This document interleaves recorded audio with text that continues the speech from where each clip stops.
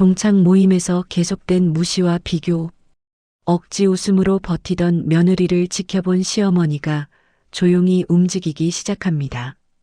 화려한 허세 뒤에 감춰진 진실이 드러나는 순간, 과연 무엇이 진짜 행복인지 깨닫게 되는 이야기가 시작됩니다.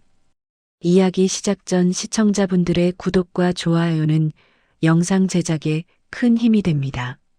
오늘 준비한 영상도 재미있게 시청하셨으면 좋겠습니다. 좋은 하루 되세요. 이야기 시작합니다. 강남의 저녁은 화려했습니다. 네온 사인이 빛나는 거리 사이로 김서윤은 약속 장소로 향했습니다. 10년 만에 고등학교 동창 모임이었습니다.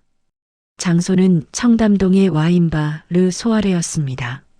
입구에 들어서자 샹들리에 아래에 대리석 바가 보였고 벽면을 채운 와인셀러가 은은한 조명을 받고 있었습니다. 서윤은 35이었습니다. 출판사 편집팀에서 10년째 일하고 있었습니다. 원룸에 살았고 지하철로 출퇴근했습니다. 매달 월세와 생활비를 계산하며 살았지만 책을 만드는 일은 좋아했습니다. 작가의 원고를 다듬고 표지를 고르고 독자의 반응을 확인하는 순간들이 그녀를 지탱했습니다. 서윤아, 반가운 목소리가 들렸습니다. 동창들이 벌써 모여 있었습니다. 6명이었습니다. 모두 고등학교 때보다 세련되어 보였습니다. 헤어스타일도 화장도 옷차림도 달랐습니다. 오랜만이야. 잘 지냈어? 서윤은 웃으며 자리에 앉았습니다. 테이블 위에는 이미 와인 잔들이 놓여 있었고 안주 접시들이 빈틈없이 채워져 있었습니다. 대화는 자연스럽게 근황으로 이어졌습니다. 한 명은 병원 코디네이터로 일한다고 했습니다. 또 한 명은 남편이 의사라고 했습니다. 집은 분당이라고 했습니다. 차는 외제차라고 덧붙였습니다. 우리 남편이 요즘 바빠서 말이야. 강남에 병원 하나 더 열었거든. 대박. 부러워, 진짜. 웃음이 퍼졌습니다. 겉으로는 축하였지만 속에는 비교가 흐르고 있었습니다. 누가 더 잘 사는지, 누가 더 성공했는지 암묵적인 평가가 이루어지고 있었습니다. 서윤은 와인을 홀짝였습니다. 대화에 끼어들지 않았습니다. 자신이 이야기할 것이 별로 없다는 걸 알고 있었습니다. 그때 이지연이 입을 열었습니다. 그녀는 모임의 중심이었습니다. 목소리도 컸고 표정도 풍부했습니다. 외제차 딜러로 일한다고 했습니다. 포르쉐 강남 지점이라는 말을 강조했습니다. 나는 말이야. 요즘 진짜 바빠. 고객이 너무 많아서 얼마 전엔 연예인도 왔었어. 누구? 비밀이지. 근데 진짜 대박이더라. 억소리 나는 차를 현금으로 끊는 거야. 모두가 감탄했습니다. 이지연은 만족스러운 표정으로 와인을 마셨습니다. 그녀의 손목에는 까르띠에 시계가 빛났고 가방은 에르메스였습니다. 너희는 뭐해? 이지연의 시선이 서윤에게 향했습니다. 다른 동창들도 따라서 서윤을 봤습니다. 나? 그냥 출판사에서 일해. 아, 그래? 아직도 출판사야? 질문이 아니었습니다. 확인도 아니었습니다. 그 말투에는 미묘한 비웃음이 섞여 있었습니다. 다른 동창들이 작게 웃었습니다. 응. 계속 같은 곳에서. 힘들지 않아? 요즘 출판사 다 힘들다던데. 월급도 별로라며? 서윤의 손이 와인 잔을 꽉 쥐었습니다. 하지만 표정은 바꾸지 않았습니다. 웃음을 유지했습니다. 오랜 연습의 결과였습니다. 그래도 할만해. 내가 좋아하는 일이니까. 그래. 그게 중요하지. 돈이 다는 아니잖아. 이지연의 말은 위로처럼 들렸지만 실제로는 그렇지 않았습니다. 그녀의 눈빛은 서윤을 동정하고 있었습니다. 마치 너는 성공하지 못했구나 라고 말하는 듯 했습니다. 대화는 계속 이어졌습니다. 집값 이야기, 해외여행 이야기, 자동차 이야기가 끊이지 않았습니다. 서윤은 그저 듣기만 했습니다. 가끔 웃어주고 고개를 끄덕였습니다. 서윤이는 차 있어? 또 이지연이었습니다. 아니, 지하철 타. 아, 그렇구나. 요즘 지하철도 편하긴 하지. 근데 주말에 어디 나갈 때는 불편하지 않아? 괜찮아. 익숙해서. 웃음이 또 퍼졌습니다. 서유는 그 웃음 속에 자신이 점점 작아지는 걸 느꼈습니다. 시간이 흘렀습니다. 와인병이 비었고 안주 접시도 정리되었습니다. 작별 인사를 나눌 때가 되었습니다. 다음에 또 봐. 재밌었어? 응, 좋았어. 또 모이자. 서유는 마지막까지 웃었습니다. 손을 흔들었고 밝게 인사했습니다. 누구도 그녀가 힘들다는 걸 눈치채지 못했습니다. 와인바를 나온 서유는 택시를 잡았습니다. 뒷좌석에 앉자 갑자기 가슴이 답답해졌습니다. 창밖으로 흘러가는 강남의 불빛이 흐릿하게 번졌습니다. 눈물이 흘렀습니다. 왜 우는지 정확히 알 수 없었습니다. 분노인지 슬픔인지 자괴감인지 구분되지 않았습니다. 다만 오늘 밤 내내 지은 웃음이 얼마나 많은 감정을 눌러 담은 결과였는지 깨달았습니다. 손님, 괜찮으세요? 기사님의 목소리가 들렸습니다. 네, 괜찮아요. 서유는 재빨리 눈물을 닦았습니다. 또다시 웃음을 지었습니다. 익숙한 방어였습니다. 택시는 서윤의 집이 있는 동네로 향했습니다. 강남의 화려한 불빛은 점점 멀어졌고 평범한 주택가의 어둠이 다가왔습니다. 서윤은 창밖을 바라보며 생각했습니다. 언제까지 이렇게 살아야 할까? 언제까지 웃으며 견뎌야 할까? 그 답은 아직 알 수 없었습니다. 다만 한 가지는 확실했습니다. 오늘 밤의 모임이 무언가를 바꿔놓았다는 것. 그녀 안에서 미세한 균열이 시작되었다는 것. 서유는 핸드폰을 꺼내 메시지함을 열었습니다. 동창의 단체 채팅방에는 벌써 사진들이 올라오고 있었습니다. 모두가 웃고 있는 사진들. 서윤도 그 안에 있었습니다. 환하게 웃고 있었습니다. 하지만 그 웃음 뒤에 무엇이 있었는지 아무도 몰랐습니다. 택시가 목적지에 도착했습니다. 서유는 요금을 내고 내렸습니다. 원룸 건물 앞에 섰습니다. 낡은 건물, 좁은 계단, 끼익거리는 현관문. 이곳이 그녀의 현실이었습니다. 그날 밤 서유는 잠들지 못했습니다. 천장을 바라보며 오늘의 장면들을 떠올렸습니다. 이지연의 시선, 동창들의 웃음, 자신의 침묵. 무언가 달라져야 한다는 생각이 들었습니다. 하지만 무엇을 어떻게 바꿔야 할지는 막연했습니다. 창밖으로 새벽이 밝아오고 있었습니다. 집에 도착한 건 밤 11시가 넘어서였습니다. 현관문을 여는 순간 거실 불이 켜져 있는 게 보였습니다. 시어머니 박정희가 아직 깨어 있었습니다. 들어와? 조용한 목소리였습니다. 서유는 가방을 내려놓으며 대답했습니다. 네, 어머님. 늦었죠? 주무셨어야 하는데. 괜찮아. 물 한 잔 마시고 있었어. 박정희는 69이었습니다. 남편을 10년 전에 먼저 보낸 뒤 아들 부부와 함께 살고 있었습니다. 키가 작았고 머리는 짧게 자른 흰머리였습니다. 옷은 늘 단정했고 말수는 적었습니다.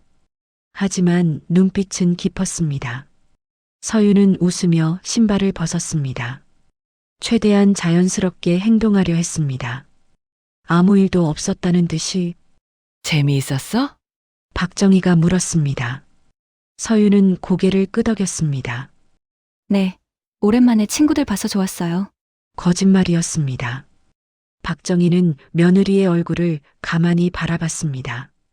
눈가가 붓지 않았지만 뭔가 달랐습니다. 목소리도 평소보다 조금 높았습니다. 웃음도 억지스러웠습니다. 사람 많은데 다녀오면 피곤하지. 박정희는 부엌으로 걸어가 물을 한 컵 따랐습니다. 따뜻한 물이었습니다. 서윤에게 건네주며 말했습니다. 마시고 자. 그 말이 전부였습니다. 더 이상 묻지 않았습니다. 서유는 물을 받아들었습니다. 컵이 따뜻했습니다. 손에 온기가 전해졌습니다. 갑자기 눈시울이 뜨거워졌습니다. 억눌렀던 감정이 올라왔습니다. 서유는 컵을 내려놓고 입을 열었습니다. 어머님, 목소리가 떨렸습니다. 오늘 힘들었어요. 박정희는 조용히 소파에 앉았습니다. 며느리가 앉을 자리를 손으로 가리켰습니다. 서유는 그 옆에 앉았습니다. 그리고 모든 걸 이야기했습니다. 와인바의 분위기, 동창들의 대화, 이지연의 시선과 말투. 자신이 얼마나 작게 느껴졌는지 웃으면서도 속으로는 무너지고 있었다는 것. 박정희는 끝까지 듣기만 했습니다. 평가하지 않았습니다. 조언도 하지 않았습니다. 다만 가끔 고개를 끄덕이거나 그랬구나 하고 짧게 맞장구 쳤습니다. 제가 왜 이렇게 약한지 모르겠어요. 그냥 웃고 넘기면 되는데 집에 와서 계속 생각이 나요. 당연한 거야. 박정희가 말했습니다. 사람 마음이 그렇게 쉽게 정리되면 사람이 아니지. 서유는 고개를 숙였습니다. 박정희는 며느리의 손을 가볍게 두드렸습니다. 너는 잘하고 있어. 너무 신경 쓰지 마. 그 말에 서윤의 눈에서 눈물이 떨어졌습니다. 참았던 것이 터졌습니다. 박정희는 아무 말 없이 며느리의 등을 토닥였습니다. 시간이 흘렀습니다. 서윤은 눈물을 닦고 일어났습니다. 죄송해요, 어머님. 괜히 이런 얘기해서. 무슨 소리야. 말 안 하는 게 더 힘들어. 이제 자야겠어요? 어머님도 주무세요. 그래. 잘 자. 서윤은 방으로 들어갔습니다. 문이 닫히는 소리가 났습니다. 박정희는 거실에 혼자 남았습니다. 소파에 앉아 한참을 생각했습니다. 며느리의 눈빛이 떠올랐습니다. 억지로 지은 웃음도 떠올랐습니다. 그녀는 천천히 일어나 안방으로 갔습니다. 서랍을 열었습니다. 오래된 수첩이 나왔습니다. 검은색 가죽 표지였고 모서리가 달아 있었습니다. 수첩을 펼치자 빼곡한 글씨가 보였습니다. 이름과 전화번호였습니다. 과거 박정희가 일했던 시절의 인맥들이었습니다. 박정희는 젊은 시절 대기업 비서실에서 일했습니다. 20년을 근무했고 임원급 비서까지 올라갔습니다. 수많은 사람을 만났고 많은 일을 처리했습니다. 은퇴한 지는 오래되었지만 그 시절의 연결고리는 여전히 살아 있었습니다. 손가락이 수첩을 천천히 넘겼습니다. 익숙한 이름들이 지나갔습니다. 현직 임원, 변호사, 회계사, 컨설턴트, 여전히 사회의 중심에 있는 사람들이었습니다. 박정희는 한 페이지에서 멈췄습니다. 이름 하나에 시선이 고정되었습니다. 강민수, 오래된 후배였습니다. 지금은 대형 로펌에서 변호사로 일하고 있었습니다. 기업 자문이 전문이었습니다. 박정희는 핸드폰을 꺼냈습니다. 번호를 눌렀습니다. 신호음이 울렸습니다. 여보세요? 남자 목소리가 들렸습니다. 민수 씨. 나예요. 박정희. 잠시 침묵이 흘렀습니다. 그리고 놀란 목소리가 이어졌습니다. 선배님? 오랜만입니다. 어떻게? 갑자기 전화해서 미안해요. 밤늦게. 아니에요. 괜찮습니다. 무슨 일이세요? 박정희의 목소리는 낮고 차분했습니다. 하지만 그 안에는 단호함이 있었습니다. 하나만 부탁할게요. 말씀하세요. 요즘 이지연이라는 사람 혹시 아세요? 포르쉐 강남 지점에서 딜러로 일한다던데. 강민수는 잠시 생각하는 듯 했습니다.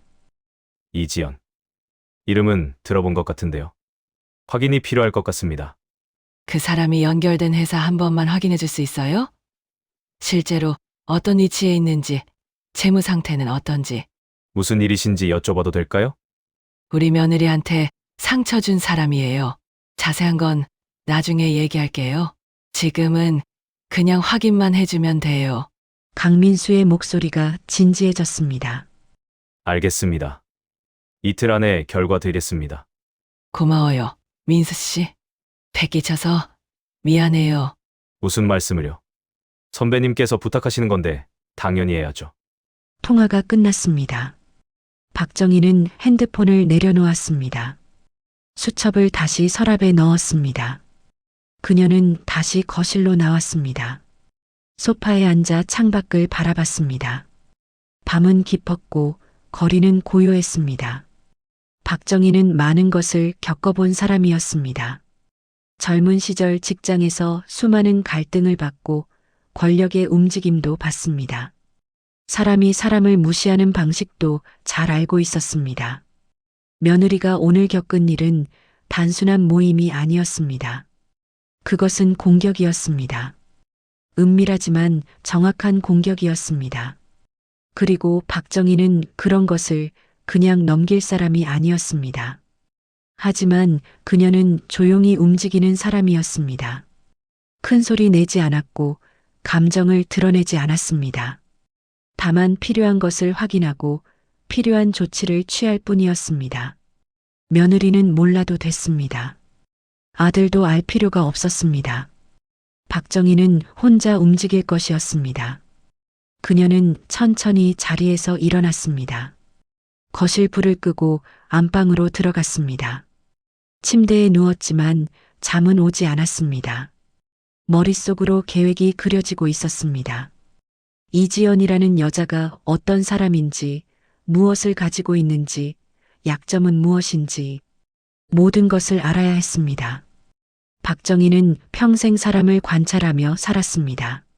누가 진짜이고 누가 가짜인지 구분할 수 있었습니다. 오늘 며느리의 이야기를 들으며 이지연이라는 여자가 어떤 유형인지 대략 그림이 그려졌습니다. 과시하는 사람, 남을 깎아내려 자신을 높이는 사람, 겉으로는 화려하지만 속은 비어있을 가능성이 큰 사람. 박정희는 그런 사람들을 많이 봐왔습니다. 그리고 그들이 어떻게 무너지는지도 봐왔습니다. 새벽이 가까워지고 있었습니다. 박정희는 눈을 감았습니다. 내일은 평소처럼 아침을 준비하고 며느리에게 밥을 차려줄 것입니다. 아무 일도 없었다는 듯이. 하지만 그 이면에서는 이미 움직임이 시작되었습니다. 조용하지만 확실한 움직임이었습니다. 며느리를 지키기 위한 움직임이었습니다. 토요일 오전 11시였습니다. 서윤은 강남의 한 호텔 로비에 서 있었습니다. 동창회 단체 채팅방에 갑자기 공지가 올라온 건 이틀 전이었습니다. 이번 주말에 브런치 어때요? 저번에 못 온 애들도 있으니까 다시 한번. 제안자는 이지연이었습니다. 다른 동창들이 즉각 호응했습니다. 좋아요. 저도 갈게요. 서윤은 거절하고 싶었습니다. 하지만 거절할 이유를 찾지 못했습니다. 바빠서라고 말하면 주말인데 뭐가 바빠? 하고 되물을 게 뻔했습니다. 결국 참석한다고 답했습니다. 호텔 3층 브런치 카페는 넓었습니다. 통유리 너머로 한강이 보였고 테이블마다 하얀 테이블보가 깔려 있었습니다. 뷔페 코너에는 각종 요리가 진열되어 있었고 샴페인 잔이 빛을 받아 반짝였습니다. 입장료는 1인당 8만 원이었습니다. 서윤은 마음속으로 계산했습니다. 이번 달 식비의 절반이었습니다. 서윤아, 여기. 동창들이 손을 흔들었습니다. 이미 5명이 앉아 있었습니다. 서윤은 웃으며 다가갔습니다. 미안, 늦었어? 아니야, 우리 일찍 왔어. 앉아. 자리에 앉자 웨이터가 메뉴판을 가져왔습니다. 음료를 주문해야 했습니다. 별도 요금이었습니다. 저는 아메리카노요. 저는 오렌지 주스. 서윤은 가장 저렴한 것을 골랐습니다. 저도 아메리카노요. 그때 카페 입구에서 시선이 쏠렸습니다. 이지연이 들어오고 있었습니다. 그녀는 화려했습니다. 크림색 샤넬 트위드 재킷에 검은색 스커트를 입었습니다. 가방은 버킨백이었고 손목에는 롤렉스 시계가 빛났습니다. 선글라스를 머리 위로 올리며 걸어오는 모습은 마치 패션쇼 같았습니다. 늦어서 미안해. 아침에 남편이랑 통화하느라. 이지연은 자리에 앉으며 자연스럽게 말했습니다. 남편이 지금 중국 출장 중이거든. 사업 확장건 때문에. 와, 대박. 중국 진출해? 이번에 대리점 계약 체결한대. 규모가 좀 커. 감탄사가 터졌습니다. 이지연은 만족스러운 표정으로 메뉴를 펼쳤습니다. 샴페인 주세요. 가장 비싼 음료였습니다. 브런치가 시작되었습니다. 사람들은 뷔페 코너로 향했습니다. 서윤도 접시를 들고 천천히 음식을 담았습니다. 샐러드, 빵, 과일, 최소한만 담았습니다. 테이블로 돌아와 앉았을 때 대화는 이미 시작되어 있었습니다. 나 요즘 진짜 바빠. 얼마 전에 대기업이랑 거래 성사됐거든. 이지연이 말했습니다. 어떤 회사? 비밀이지만 S그룹 계열사야. 임원들 차량 담당하게 됐어. 헐, 대박이다. 김맥이 좋나 봐. 아니, 실력이지. 요즘은 실력 없으면 안 돼. 이지연은 샴페인을 홀짝였습니다. 그녀의 시선이 테이블을 한 바퀴 돌았습니다. 그리고 서윤에게 멈췄습니다. 서윤이는 요즘 어때? 출판사 일은? 응, 비슷해. 계속 그 일 하고 있어. 힘들지 않아? 요즘 출판 시장 진짜 어렵다던데. 서윤은 포크를 내려놓았습니다. 숨을 깊이 들이마셨습니다. 그래도 할만해. 대단하다, 진짜. 나 같으면 못 버틸 것 같은데. 이지연의 말투에는 동정이 섞여 있었습니다. 그리고 우월감도 있었습니다. 그래도 너는 안정적인 게 최고지. 월급 꼬박꼬박 나오잖아. 요즘 같은 세상에 그게 얼마나 중요한데. 다른 동창들이 고개를 끄덕였습니다. 맞아. 안정이 최고야. 공무원 아니면 대기업이지. 서윤은 입술을 깨물었습니다. 작아지지 않으려 애썼습니다. 예전처럼 그냥 웃고 넘기고 싶지 않았습니다. 나도 내일이 좋아서 하는 거야. 돈이 전부는 아니니까. 목소리가 떨렸습니다. 하지만 또렷했습니다. 이지연이 미소 지었습니다. 하지만 그 미소에는 온기가 없었습니다. 물론이지. 돈이 다가 아니지. 근데 현실적으로는 돈이 있어야 선택지도 많아지잖아. 침묵이 흘렀습니다. 서윤은 대답하지 않았습니다. 할 말이 없었습니다. 대화는 다른 주제로 넘어갔습니다. 집가, 차, 해외여행. 끝없이 비교와 과시가 이어졌습니다. 서윤은 그저 듣기만 했습니다. 시간이 흐르며 분위기는 점점 더 화려해졌습니다. 이지연은 계속해서 새로운 이야기를 꺼냈습니다. 다음 달에 남편이랑 유럽 여행 가. 파리, 밀라노, 취리. 와, 좋겠다. 쇼핑 좀 해야지. 명품 세일 시즌이잖아. 서윤은 물을 마셨습니다. 목이 말랐습니다. 아니, 사실은 무언가를 삼키기 위해서였습니다. 울컥 올라오는 감정을 삼키기 위해서였습니다. 그때 핸드폰이 울렸습니다. 진동이 테이블을 타고 울렸습니다. 서윤은 화면을 봤습니다. 발신자 어머님, 시어머니 박정희였습니다. 서윤은 자리에서 일어났습니다. 잠깐 전화 받고 올게. 응, 다녀와. 카페 밖 복도로 나왔습니다. 조용했습니다. 전화를 받았습니다. 여보세요, 어머님. 서윤아, 지금 어디야? 친구들이랑 브런치 먹고 있어요. 그래, 괜찮아? 짧은 질문이었지만 그 안에는 많은 의미가 담겨 있었습니다. 서윤은 목이 메었습니다. 네, 괜찮아요. 거짓말이었습니다. 박정희는 알고 있었습니다. 너무 힘들면 먼저 나와. 핑계 대고.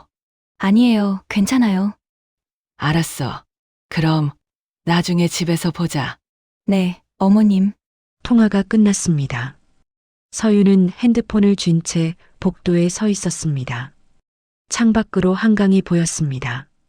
넓고 평온했습니다. 하지만 서윤의 마음은 그렇지 않았습니다. 복잡했고 혼란스러웠습니다. 왜 이렇게 살아야 할까? 왜 계속 비교당해야 할까? 왜 자신은 늘 부족한 사람처럼 느껴질까? 질문들이 머릿속을 맴돌았습니다. 답은 나오지 않았습니다. 서윤은 깊게 숨을 들이마셨습니다. 그리고 다시 카페 안으로 걸어갔습니다. 테이블로 돌아왔을 때 동창들은 여전히 웃고 있었습니다. 이지연은 새로운 사진을 보여주고 있었습니다. 최근 구매한 명품 가방이었습니다. 이거 진짜 예쁘지 않아? 대박, 완전 이쁘다. 서윤은 자리에 앉았습니다. 미소를 지었습니다. 하지만 그 미소는 가면 같았습니다. 브런치가 끝나갈 무렵 계산서가 나왔습니다. 각자 계산이었습니다. 서윤은 카드를 꺼내며 금액을 확인했습니다. 12만 원이었습니다. 음료값이 추가되어 있었습니다. 카드를 건네며 서윤은 생각했습니다. 이 돈이면 일주일치 장을 볼 수 있었습니다. 작별 인사를 나눴습니다. 모두가 재밌었어. 또 보자라고 말했습니다. 서윤도 같은 말을 했습니다. 호텔을 나와 지하철역으로 향했습니다. 동창들은 주차장으로 갔고 서윤은 혼자 걸었습니다. 지하철 계단을 내려가며 서윤은 멈춰 섰습니다. 갑자기 다리에 힘이 빠졌습니다. 벽에 기대어 섰습니다. 사람들이 지나갔지만 아무도 신경 쓰지 않았습니다. 서윤은 눈을 감았습니다. 눈물이 나올 것 같았지만 참았습니다. 이대로는 안 된다는 생각이 들었습니다. 무언가 바뀌어야 한다는 생각이 들었습니다. 하지만 무엇을, 어떻게 바꿔야 할지는 여전히 막연했습니다. 핸드폰을 다시 꺼냈습니다. 시어머니와의 통화 기록이 보였습니다. 그 순간 이상한 느낌이 들었습니다. 시어머니의 목소리가 평소와 조금 달랐던 것 같았습니다. 무언가 알고 있는 듯한, 준비하고 있는 듯한 뉘앙스가 있었습니다. 서윤은 고개를 저었습니다. 착각일 거라고 생각했습니다. 지하철에 올랐습니다. 빈자리에 앉아 창밖을 바라봤습니다. 어둠 속을 달리는 전동차처럼 서윤의 마음도 어둠 속을 달리고 있었습니다. 하지만 그 어둠 끝에 무언가 있을지도 몰랐습니다. 희망인지, 변화인지, 아니면 전혀 예상치 못한 무언가인지 서윤은 알 수 없었습니다. 다만 한 가지는 확실했습니다. 이 상황이 계속될 수는 없다는 것, 그리고 곧 무언가 일어날 것이라는 것. 집에 도착한 건 오후 2시였습니다. 현관문을 열자 시어머니 박정희가 거실에 앉아 있었습니다. 차를 마시고 있었습니다. 들어왔어? 네, 어머님.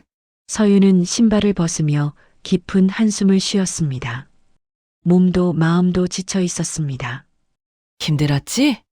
박정희가 물었습니다. 서윤은 고개를 끄덕였습니다. 좀, 그랬어요? 앉아. 차 한 잔 마셔. 서윤은 소파에 앉았습니다. 박정희가 따뜻한 차를 내밀었습니다. 국화차였습니다. 향이 은은했습니다. 오늘도 비슷했어? 네. 아니, 더 심했어요. 이지연이라는 친구가 계속 저를 말을 잇지 못했습니다. 박정희는 조용히 고개를 끄덕였습니다. 알아. 내가 얘기 안 해도 어느 정도 짐작이 가. 잠시 침묵이 흘렀습니다. 박정희가 찻잔을 내려놓으며 말했습니다. 서윤아, 잠깐 후에 전화 한 통 올 거야. 전화요? 응, 내 지인한테 부탁한 게 있어서 중요한 전화니까 같이 들어야 할 것 같아. 서윤은 의아한 표정을 지었습니다. 하지만 묻지 않았습니다. 시어머니의 표정이 평소와 달랐습니다. 진지했고 단호했습니다. 시계를 봤습니다. 오후 2시 10분이었습니다. 언제쯤 오는데요? 곧 한 20분 안에. 박정희는 차를 마시며 창밖을 바라봤습니다. 서윤도 따라서 차를 마셨습니다. 말이 없었지만 긴장감이 흘렀습니다. 15분이 지났습니다. 핸드폰이 울렸습니다. 박정희의 핸드폰이었습니다. 화면을 확인한 박정희가 서윤을 봤습니다. 스피커폰으로 들어도 될까? 서윤은 잠시 망설였습니다. 무슨 내용인지 알 수 없었지만 시어머니가 이렇게까지 하는 데는 이유가 있을 거라 생각했습니다. 네, 괜찮아요. 박정희는 전화를 받고 스피커폰 버튼을 눌렀습니다. 여보세요. 민수 씨? 남자의 목소리가 들렸습니다. 중후하고 차분한 목소리였습니다. 부사장님, 말씀드린 건 확인했습니다. 부사장님이라는 호칭에 서윤은 눈을 크게 떴습니다. 시어머니를 향해 물음표 가득한 시선을 보냈습니다. 박정희는 손으로 잠깐만 기다리라는 신호를 보냈습니다. 그래요. 어떻게 나왔어요? 이지연 씨 관련해서 말씀드렸습니다. 현재 포르쉐 강남 지점에 재직 중인 건 맞습니다. 하지만 실적은 중하위권입니다. 지난 분기 판매량이 팀 내하위 30% 수준입니다. 서윤의 눈빛이 변했습니다. 박정희는 계속 듣고 있었습니다. 남편 사업체는 어떻게 됐어요? 남편 이름은 박준혁입니다. 작년에 중고차 매매업으로 법인을 설립했습니다. 자본금은 5천만 원이었고요. 강민수의 목소리는 감정 없이 사실만 나열했습니다. 현재 부채 규모가 약 3억 원입니다. 주로 차량 구입 자금 대출이고요. 매출은 예상보다 저조한 상태입니다. 지난달 금융기관 대출 연체 기록이 한 차례 있었습니다. 서윤은 입을 다물지 못했습니다. 중국 진출권은요? 확인 결과 중국 진출 계획은 없습니다. 협상 중이라는 것도 사실이 아닙니다.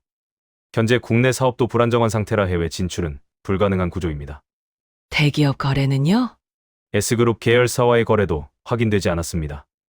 포르쉐 강남 지점의 법인 거래 명단에 해당 기업은 없습니다.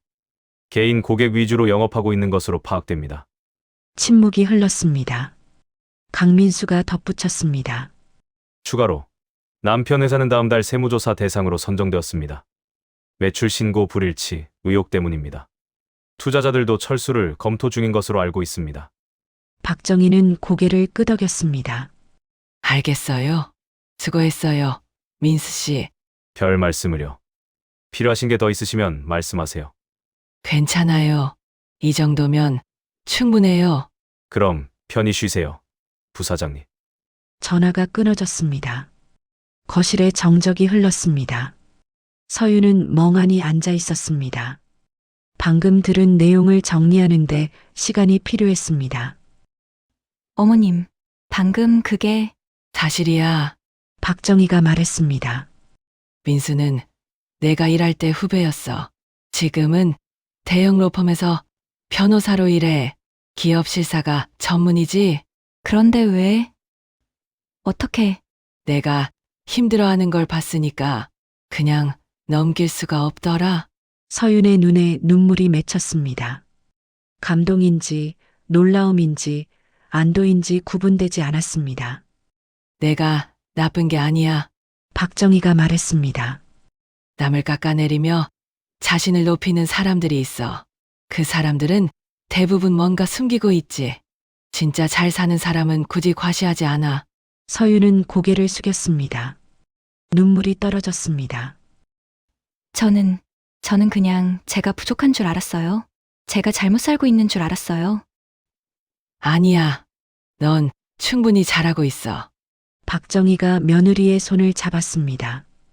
너는 정직하게 살아. 남을 속이지 않고 거짓말하지 않고. 그게 얼마나 어려운 건데. 하지만 돈이 없어서 부끄러운 게 아니야. 거짓으로 포장하는 게 부끄러운 거지. 서윤은 울었습니다. 참았던 감정이 터졌습니다. 박정희는 며느리를 안아주었습니다. 한참을 울고 나서야 서윤은 진정되었습니다. 눈을 닦으며 물었습니다. 근데 어머님, 부사장님이라고 불렀는데 박정희가 작게 웃었습니다. 옛날 일이야. 내가 젊었을 때 대기업 비서실에서 일했거든. 20년 근무하고 부사장급 비서까지 올라갔지. 전혀 몰랐어요. 말할 이유가 없었으니까. 이미 은퇴한 사람인데 뭐. 그럼 그때 인맥이 응, 다 남아있어.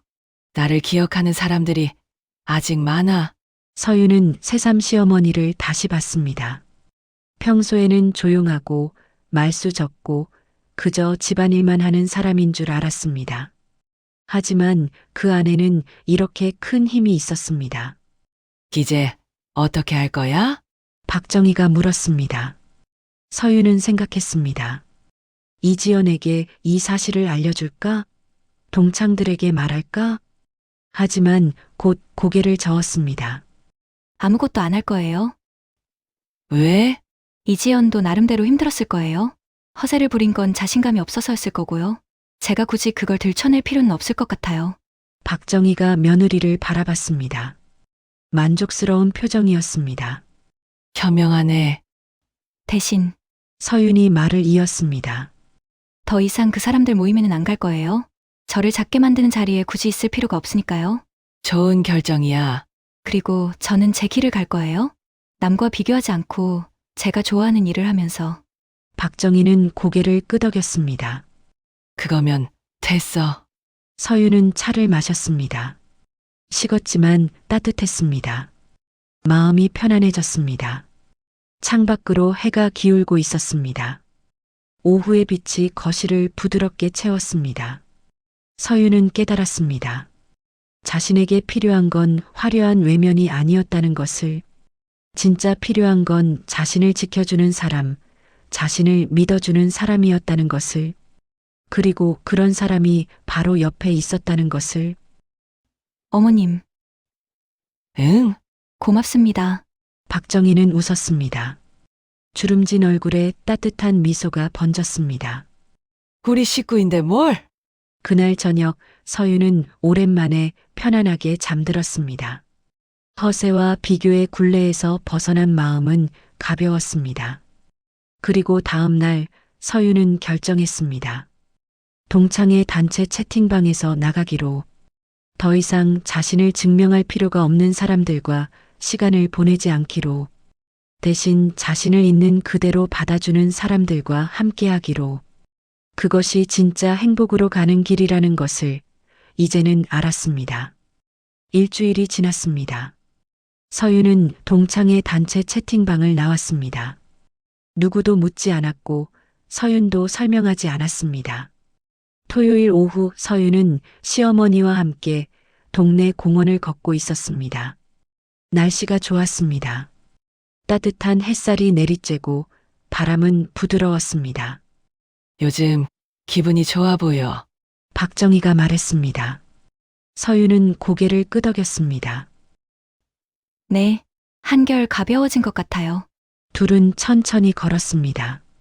공원 벤치에 앉은 노인들이 보였고 놀이터에서는 아이들이 뛰어놀고 있었습니다. 평범한 주말 풍경이었습니다. 서윤은 걸으며 생각했습니다. 일주일 전 그 전화 이후로 많은 것이 달라졌습니다.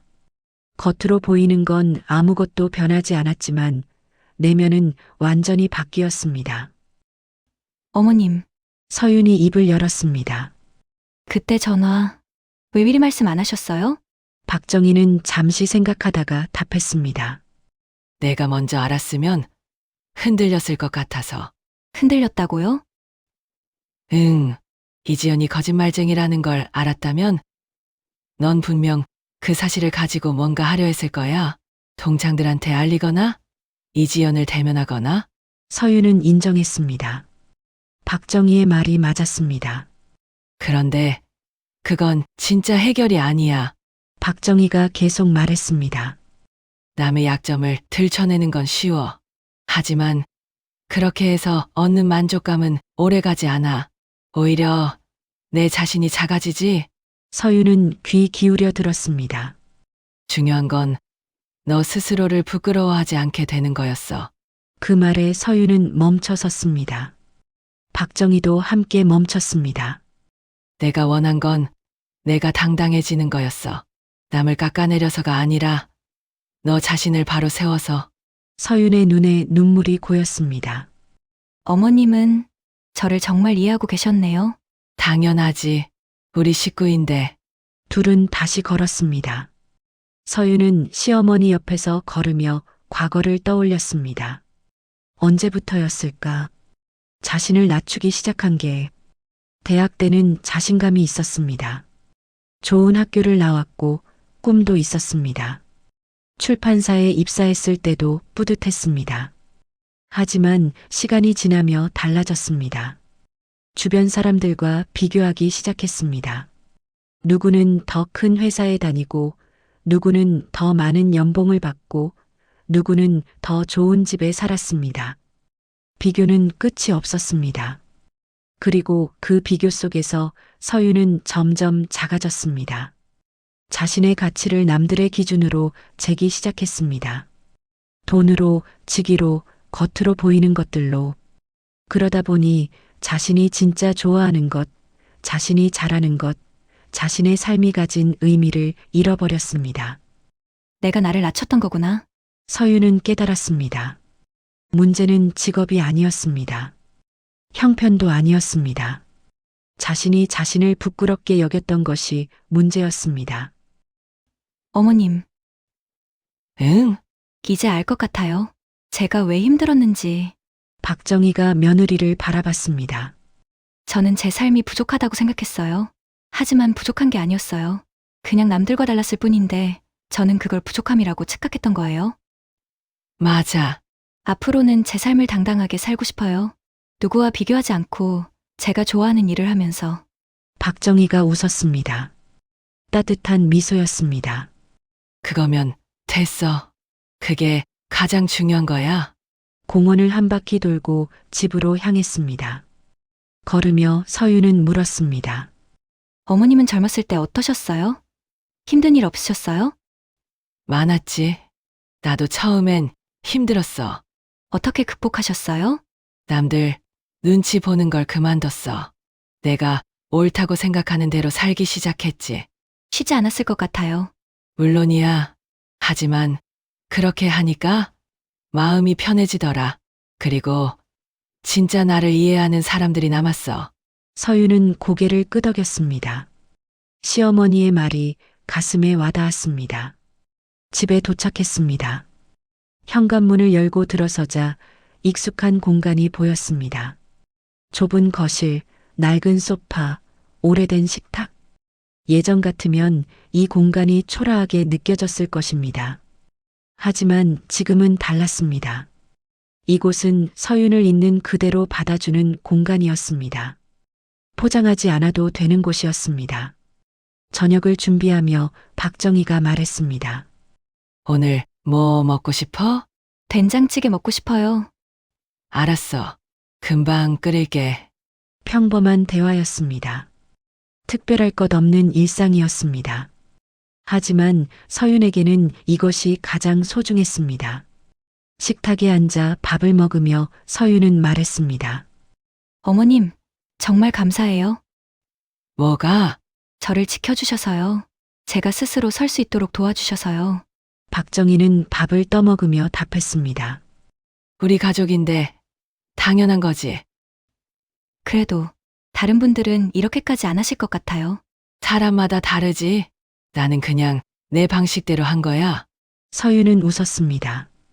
진심에서 우러나온 웃음이었습니다. 며칠 후 출판사에서 회의가 있었습니다.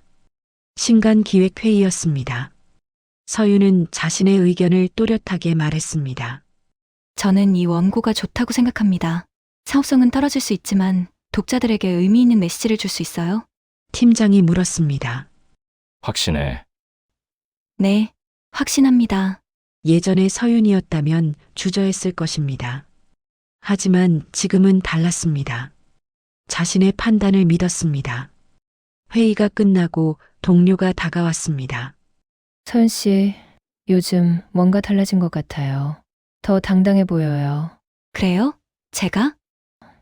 네, 좋은 변화예요. 서윤은 웃으며 고마움을 표했습니다.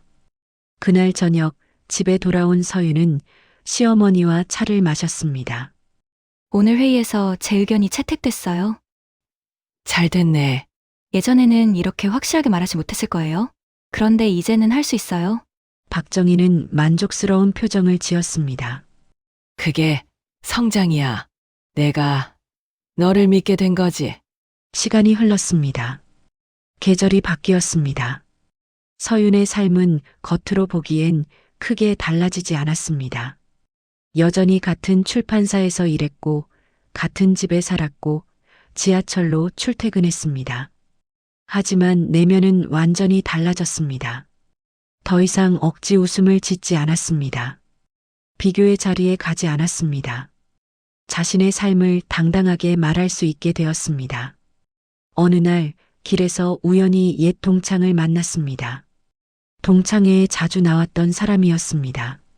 서윤아, 오랜만이야. 요즘 어떻게 지내? 잘 지내. 너는? 나도 잘 지내. 근데 너 요즘 모임에 안 나오더라? 바빠? 응. 요즘 할 일이 많아서. 거짓말이 아니었습니다. 진짜로 할 일이 많았습니다. 자신의 삶을 사는 일이. 아, 그렇구나. 그럼 시간 되면 연락해. 그래. 나중에 봐. 헤어지며 서윤은 편안했습니다. 죄책감도 미안함도 없었습니다. 그저 각자의 길을 가는 것뿐이었습니다. 집으로 가는 길, 서윤은 시어머니에게 전화했습니다. 어머님, 저 지금 들어가고 있어요. 저녁 뭐 드실래요? 뭐든 좋아. 내가 먹고 싶은 거 사와. 알겠어요. 김밥이랑 떡볶이 사갈게요. 그래. 조심히 와. 전화를 끊고 분식집에 들렀습니다. 김밥과 떡볶이를 샀습니다. 비싼 음식은 아니었지만 두 사람이 함께 먹기에는 충분했습니다. 집에 도착해 식탁에 음식을 펼쳤습니다. 박정희가 웃으며 앉았습니다. 오늘도 수고했어. 어머님도요. 둘은 마주보며 밥을 먹었습니다. 대화는 많지 않았지만 편안했습니다. 서윤은 깨달았습니다. 행복은 화려한 곳에 있지 않다는 것을, 비싼 음식이나 명품 가방에 있지 않다는 것을, 행복은 자신을 있는 그대로 받아주는 사람, 자신을 지켜주는 사람과 함께하는 순간에 있다는 것을, 그리고 그 사람이 바로 옆에 있다는 것을. 밤이 깊어갔습니다. 서윤은 방에 들어가 침대에 누웠습니다. 천장을 바라보며 생각했습니다. 앞으로의 삶은 어떨까? 여전히 어려움은 있을 것입니다. 힘든 순간도 올 것입니다. 하지만 이제는 알고 있었습니다. 자신을 낮추지 않는 법을, 자신의 가치를 지키는 법을, 그리고 무엇보다 자신 곁에는 든든한 울타리가 있다는 것을. 서윤은 미소 지으며 눈을 감았습니다. 내일도 자신의 삶을 살아갈 것입니다. 당당하게, 정직하게, 자신답게. 그것이 진짜 행복으로 가는 길이라는 것을 이제는 확신했습니다. 이 이야기는 복수의 기록이 아니었습니다. 존엄을 되찾는 성장의 기록이었습니다. 그리고 진짜 가족의 의미를 발견하는 이야기였습니다. 진짜 행복은 남들의 시선이 아니라 나 자신을 지키는 데서 시작됩니다. 비교의 굴레에서 벗어나 당당하게 설 수 있을 때 우리는 비로소 자유로워집니다. 그리고 그 곁에는 언제나 진심으로 나를 지켜주는 사람이 있다는 것을 기억하세요.